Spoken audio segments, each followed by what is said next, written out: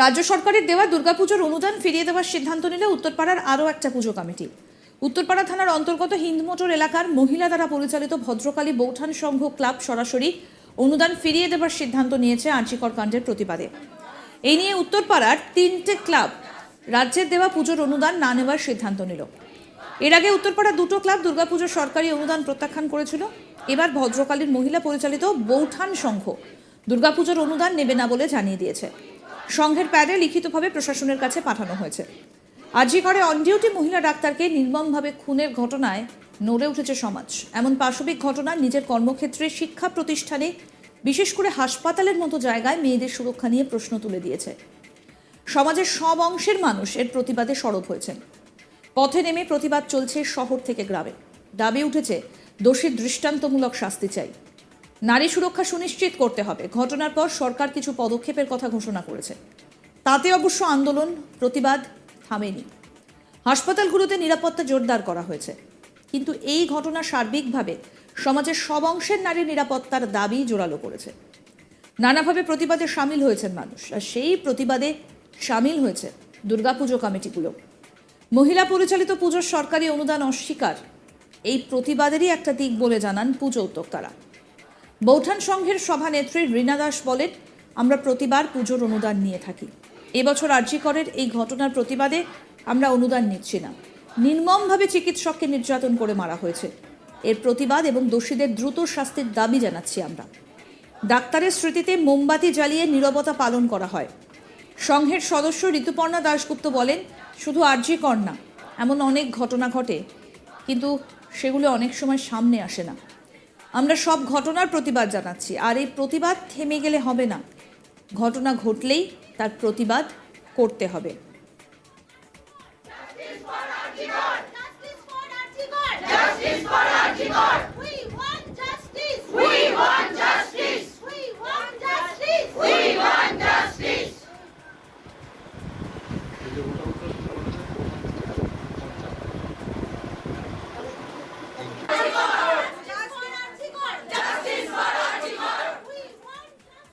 কি বলছেন সভাপতি রীনা দাস, আসুন শুনি তার বক্তব্য। এই নির্মম কাণ্ডের আরজিকর হসপিটালে যে নির্মম কাণ্ড হয়েছে এবং পৈশাচিক অত্যাচার হয়েছে তার উপরে, সেই কাণ্ডের প্রতিবাদে আমরা এই সরকারি যে অনুদানটা নেওয়ার আমরা প্রতি বছর নিয়ে থাকি, সেটা আমরা এই বছর বয়কট করলাম। তার শাস্তি চাইছি আমরা, অবশ্যই জানি তার শাস্তি হয় এবং জানি খুব তাড়াতাড়ি জানি শাস্তিটা হয়, যেন লিঙ্গার করা না হয় এটাকে। ভদ্রকালী বৌঠান সংঘের উদ্যোক্তা অদিতি চট্টোপাধ্যায় কি বলছেন তার কথা শোনাবো। রাজ্য জুড়ে যখন কালো মেঘের ঘটা পড়েছে, যেখানে আমাদের সারা রাজ্যে এরকম কালো ছায়া পড়েছে, তো সেইখানে যখন সব ক্লাবগুলো বয়কট করছে সরকারি অনুদান নিতে, আমি তাদেরকে সাধুবাদ জানাচ্ছি এবং তাদের সাথে আমি একমত। যে আমরা মাটির প্রতিমার পুজো কি করব, যেখানে আমাদের পুজো মা আসার আগেই আমাদের মায়ের, জ্যান্ত মায়ের বিসর্জন হয়ে গেছে, তো আর নতুন করে আমরা মাকে এনে আর তাকে বিসর্জন কি দেব? হ্যাঁ, এই বলে হ্যাঁ, তাই জন্যই আজকে আমাদের প্রতিবাদ। আমি চাই এর বিচার হোক। আরও এক সদস্য ঋতুপর্ণা দাশগুপ্ত কি বলছেন শুনবো। যে ঘটনাটি আরজিকরের মতো হাসপাতালে ঘটেছে, এটি অত্যন্ত নির্মম ঘটনা। এই ঘটনার আমরা সুবিচার চাই। যারা দোষী, আসল অপরাধীদের যাতে ধরা হয়, সেটাই আমরা চেষ্টা করছি, যাতে সবাই এই সরকার যাতে সেই পদক্ষেপ নেয় এবং প্রত্যেকটা মেয়ের সিকিউরিটির কথা ভেবে এটুকুই বলবো, আপনারা চেষ্টা করবেন যাতে রাস্তাঘাটে সঠিকভাবে যাতায়াত করার, এবং কোনো সমস্যা হলে অবশ্যই সেটা মোকাবিলা করার চেষ্টা করবেন।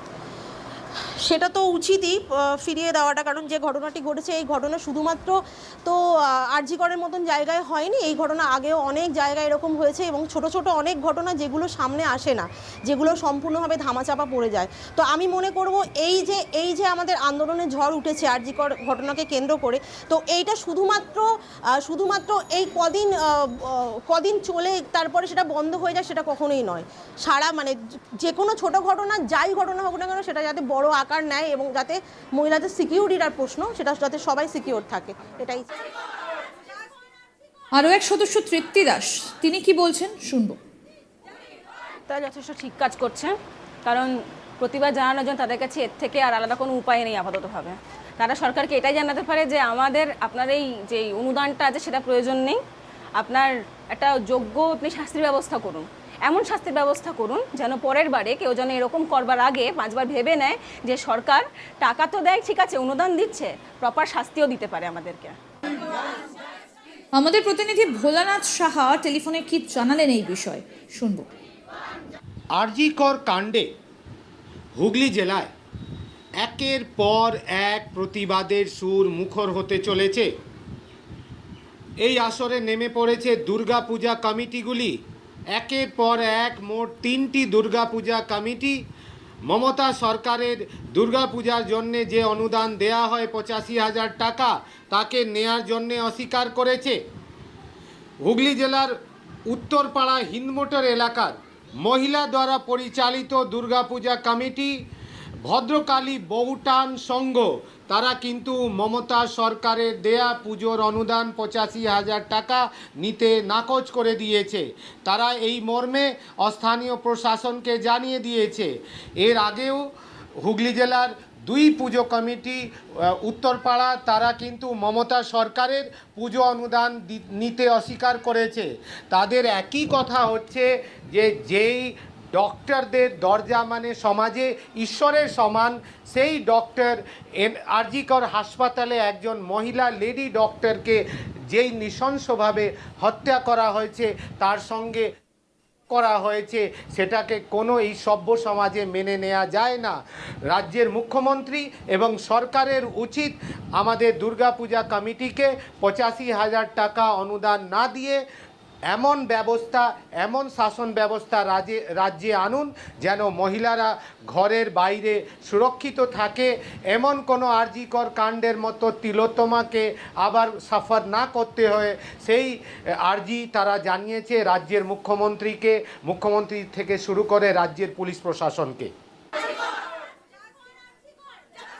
রাজ্য সরকারের দেওয়া দুর্গাপুজোর অবদান ফিরিয়ে দেওয়ার সিদ্ধান্ত নিল উত্তরপাড়ার আরও একটা পুজো কমিটি।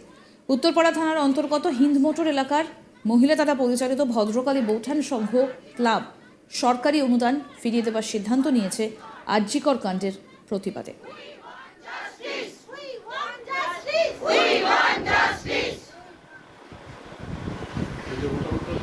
আর এই নিয়ে উত্তরপাড়া এলাকার 3টে ক্লাব রাজ্যের দেওয়া পুজোর অনুদান না নেবার সিদ্ধান্ত নিল।